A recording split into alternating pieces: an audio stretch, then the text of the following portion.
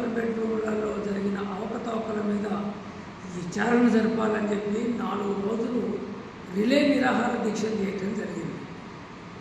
అయితే ఈ సందర్భంగా నిజామాబాద్లో ఆర్మూరు శాసనసభ్యులు రాకేష్ రెడ్డి గారు అరవింద్ గారితో ప్రెస్ మీట్లో ఉన్నప్పుడు పత్రికా విలేకరులు అయ్యా మన్ని సొంత గ్రామంలోనే డబల్ బెడ్రూమ్లలో అవకతవకలు జరిగినాయి, మరి దీని సంగతి ఏంది అని చెప్పి వాళ్ళు అడిగితే ఎమ్మెల్యే గారు అంత చౌకబారు ఉద్యమం చేస్తున్నారని చెప్పే పద్ధతుల్లో మాట్లాడండి.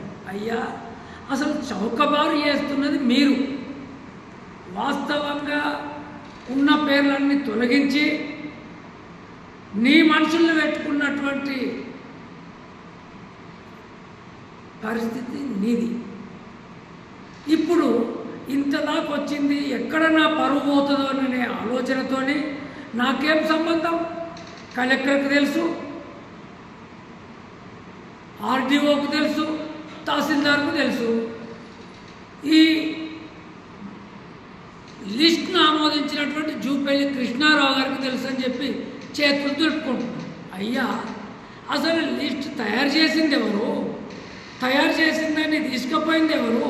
అసలు కలెక్టర్కు సంబంధం లేదు, ఆర్డీఓకి సంబంధం లేదు, సబ్ కలెక్టర్కి సంబంధం లేదు, తహసీల్దార్కి సంబంధం లేదు.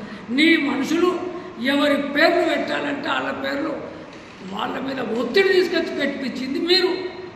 ఇవాళ తప్పించుకొని మాట్లాడటం అంటే ఇంతకంటే దుర్మార్గమైన పద్ధతి ఇంకోటి లేదు. ఏది ఏమైనా తప్పు జరిగితే దాన్ని సరిదిద్దుకోవాల్సిన బాధ్యత నీది. మేము ఎర్రజెండా పార్టీ వాళ్ళకి చెప్పినాం, వాళ్ళు చౌకబారు పద్ధతులు, ఎర్రజెండా పార్టీ వాళ్ళు ఎప్పుడు కూడా చౌకబారు పద్ధతుల్లో చెయ్యరు. అది నువ్వు చేసినావు కాబట్టే ఇవాళ ఇతరుల మీదకి నెట్టే ప్రయత్నం చేస్తున్నావు. ఇప్పటికైనా నీకేమాత్రం చిత్తశుద్ధి ఉన్నా నేను కలెక్టర్ గారికి చెప్తా, లెటర్ రాస్తా అని చెప్పుడు కాదు, కలెక్టర్ గారికి లెటర్ రాయండి, మరోసారి ఎంక్వైరీ చేసి నిజమైన అర్హులు ఎవరైతే ఉన్నారో వాళ్ళకు మాత్రమే డబల్ బెడ్రూమ్లు ఇవ్వమని చెప్పండి. అప్పుడు నీ నిజాయితీ ఏందో బయటకు వస్తుంది. అంతేగాని నేను పక్కకు 2 ఎకరాల భూమి తీసుకున్నా, దాంట్లో నేను మళ్ళీ ఇల్లు కడతా, ఇవి ఎవరికండి చెప్పుడు? ఒకవేళ నీకు అంత నిజంగా కట్టి ఇవ్వాలనే షోక్ ఉంటే ముందు కట్టిన ఏవైతున్నాయో అవి నిజమైన లబ్ధిదారులకు ఇవ్వండి, ఆ తర్వాత నీ మనుషులకు ఇవ్వాలనుకుంటే అందులో ఇచ్చుకో, నేను ఎవడొద్దని చెప్పాడు. కాబట్టి మీరు ఈ పద్ధతుల్లో నువ్వు తప్పు చేసి ఇతరుల మీద తోయటానికి ప్రయత్నం చేయటాన్ని మేము సహించేది లేదు. భవిష్యత్తులో ఇట్లాంటి పనులు చేస్తే మేము ఊరుకునేది లేదు. అదే కాదు, ఇప్పటికీ ఇంకా కొటార్మూరులో డబుల్ బెడ్రూమ్లు కట్టిన ఖాళీ ఉన్నాయి, ఆర్మూరులో కట్టిన ఖాళీ ఉన్నాయి, ఇతర జాగాలలో కట్టినవి ఖాళీ ఉన్నాయి. వాటి విషయంలో కూడా నిధులు తీసుకొచ్చి వాటిని రిపేర్ చేసి నిజమైన లబ్ధిదారులకు ఇవ్వండి, అప్పుడు మీకు ఏమైనా పేరు వస్తుంది. అంతేగాని మీరు ఏదో పద్ధతుల్లో తప్పించుకోవటానికి మా అంకాపూర్లో ఇచ్చేసిన అని చెప్పి అది చేస్తే లాభం లేదు.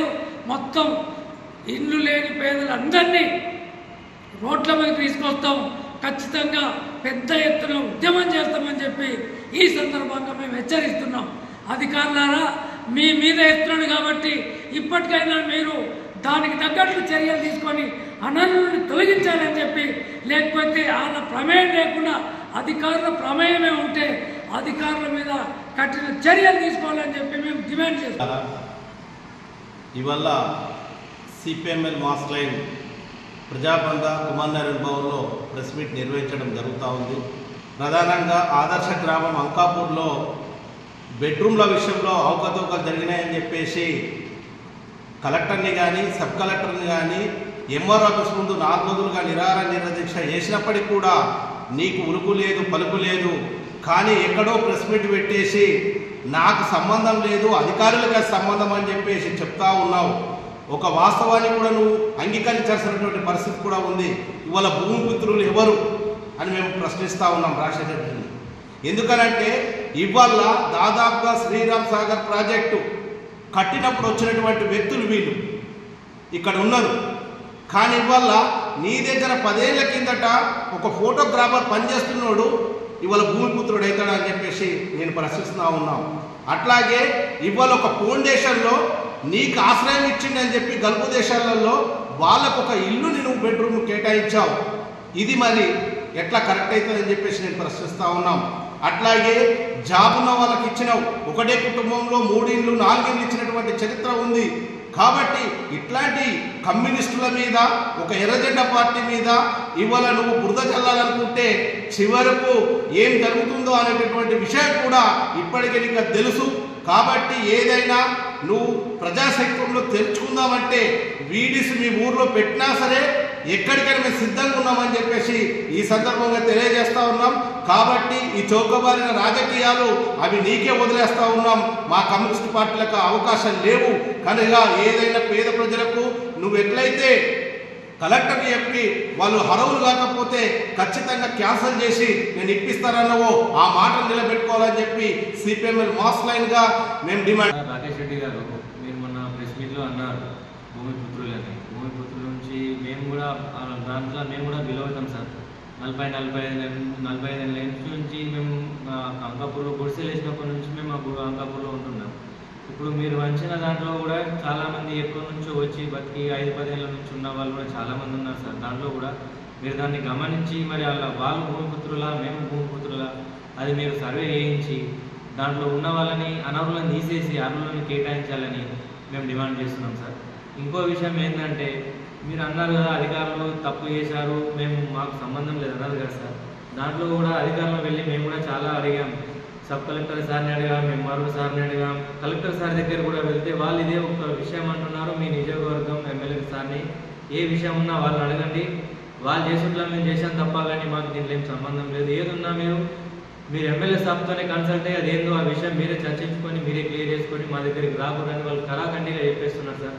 మీరేమో వాళ్ళు తప్పేశారని మీరు వాళ్ళు అంటున్నారు, వాళ్ళు తప్పేశారని మీరు అంటున్నారు. మరి మేము ఎక్కడికి వెళ్తే మాకు న్యాయం జరుగుతుంది?